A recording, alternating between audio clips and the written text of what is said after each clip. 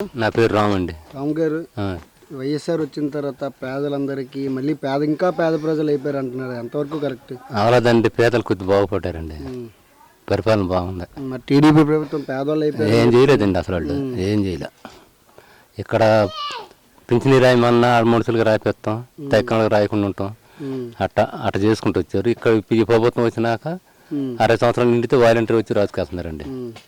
అలాంటి వాలంటీర్ వ్యవస్థని తీసేసారండి. అందరూ బాధపడుతున్నామండి వాలంటీర్ కావాలని. మళ్ళీ జగన్ గారి ప్రభుత్వం రావాలని. మరి పెన్షన్ మొన్నటి వరకు వాలంటీర్లు తెచ్చి ఇచ్చేవాళ్ళు, ఇప్పుడేమో మరి సచివాలయంకి వెళ్ళి తీసుకుంటున్నారు. ఎంత ఇబ్బందులు పడ్డారు? ఇబ్బందులు ఏంటండి, ముసలం మొత్తం ఎంత ఏతన పడుతున్నాం అసలు. బాగా ఏతన పడుతున్నారండి.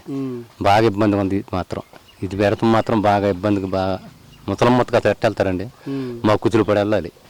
అంత లెక్క వెళ్ళాలంటే ముసలం ముక్కలు నడవలేరుగా. ఇంటికి వెళ్ళి ఇచ్చేవాళ్ళు వాళ్ళకి. మంచంలో పొప్పని ఉండరు, ఎట్ట వెళ్తారు వాడికి. ఏదైనా కట్టుకుని వెళ్ళాలి. మళ్ళీ వాళ్ళకి వెళ్ళినా కీలో నుంచోలేరు వాళ్ళు. అంతకుముందు అయితే వచ్చేవాళ్ళు 8,000 మొత్తం బొబ్బన వాళ్ళ చేత కూడా 7 మొత్తం వేసిన డబ్బులు ఇచ్చారు.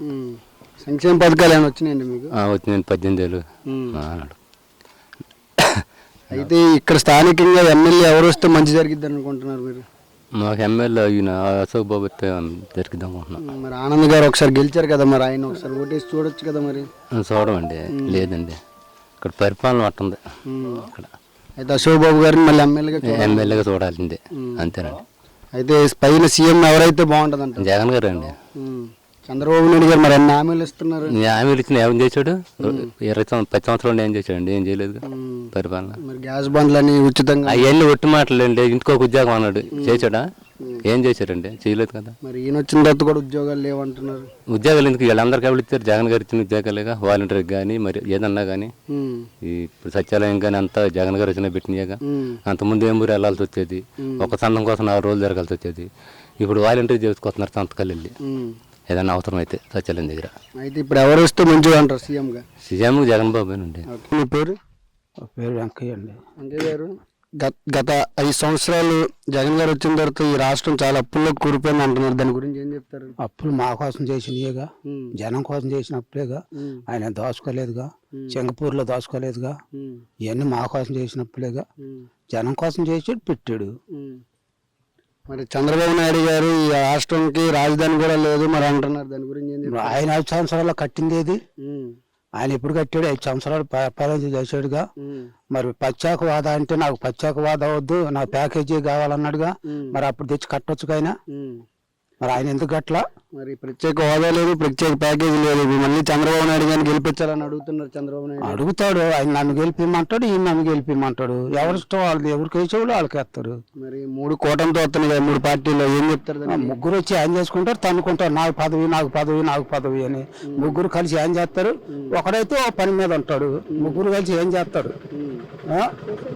చంద్రబాబు నాయుడు గారు కూటమితో వచ్చినప్పుడు ఉచితంగా గ్యాస్ బండ్లని అవన్నీ ఇవన్నీ ఇస్తానంటున్నాడు కదా, ఏం చెప్తారు? లాగడు ఎందుకని ఇలా లాగడు ఇవ్వాలిగా. మరి ఆయన నాకు 15 సంవత్సరాలు పరిపాలన చేశాడు.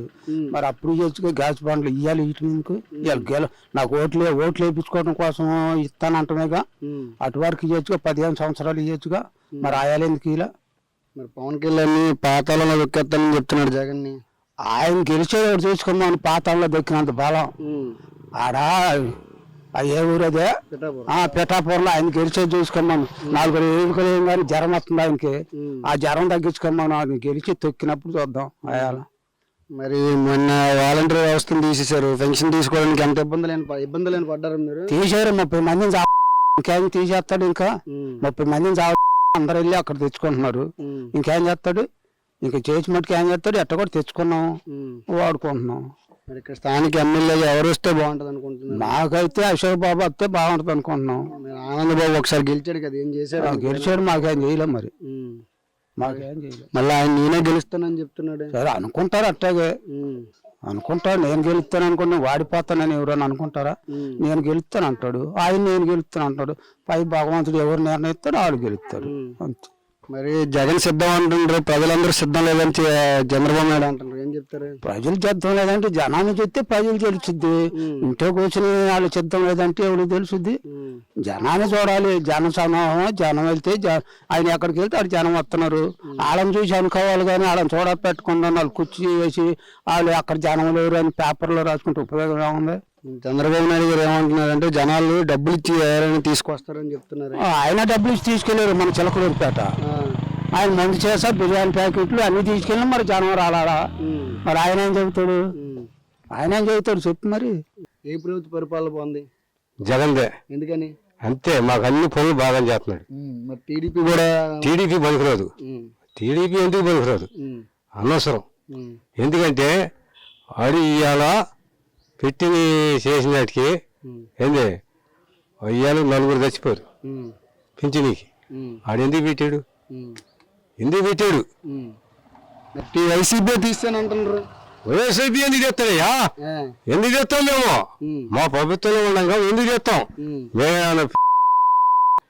చెప్పు. డబ్బులు లేవంటారు వైసీపీ దగ్గర.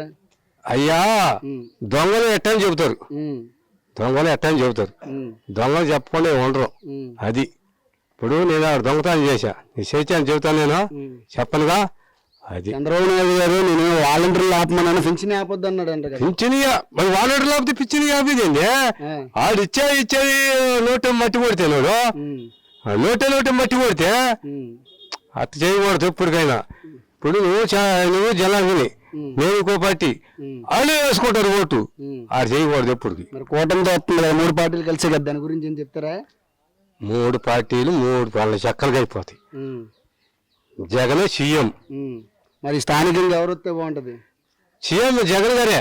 ఇక్కడ ఎమ్మెల్యేగా ఎవరు వస్తే బాగుంటది? ఇక్కడ అశోక్ బాబు. ఎందుకని? కొత్త ఆయన కదా, ఆయన కూడా కొత్త ఆయన చేస్తాడు బ్రహ్మాండంగా. ఓకే.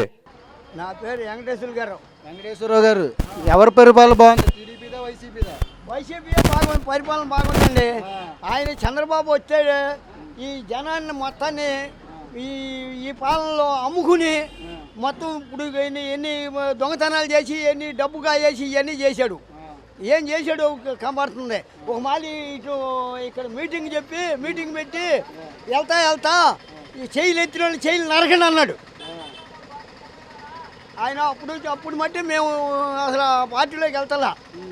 ఆ పార్టీ వాళ్ళు చెప్పేది అన్ని అబద్ధాలు చెప్తే మంచి చెప్పరు, ఒక్కడు కూడా చెప్పడు మంచి. ఇప్పుడు ఇక్కడికి వచ్చి పూకుంటాను జనం వస్తారు. అసలు చంద్రబాబు అని వాళ్ళని వీళ్ళని చెప్పరు. ఆ పార్టీ వాళ్ళే మొత్తం ఆ రంగాన్ని మాట్లాడతారు. అయితే ఈ నియోజకవర్గానికి ఎవరు వస్తే ఎమ్మెల్యే ఈయన వస్తాడు, అశోక్ బాబు వస్తాడు ఎమ్మెల్యే మట్టుకి. మరి ఈయన పరిపాలన మట్టుకి జగన్ పరిపాలనే ఒరిజినల్. వీళ్ళు ఎన్ని చెప్పినా అబద్ధాలు చెప్తాము, మంచి ఒక్కటి కాదు అన్ని అబద్ధాలే. మరి గ్యాస్ బండ గట్ట అన్ని వేస్తానని చెప్పి అసలు అబద్ధాలు. ఆయన కూడా అబద్ధమే, ఆయన చెప్పేది కూడా అబద్ధమే. కౌంటర్లు ఇవన్నీ మొత్తం డబ్బులు తల 10 ఏళ్ళు కాయేశారు. ఆటో వాళ్ళు వీళ్ళందరూ మొత్తం కౌంటర్లు కూడా కాయేశారు. కాజేయలేదు ఆయన అబద్ధం మాట, డబ్బులు కాయి జేబులు వేసుకుని అబద్ధాలు చెబుతున్నారు. వీళ్ళు చేసే పని అబద్ధాలు. సరే, అయితే నెక్స్ట్ సీఎం ఎవరు కావాలనుకుంటున్నారు? సీఎం జగన్ కావాలనుకుంటున్నాం.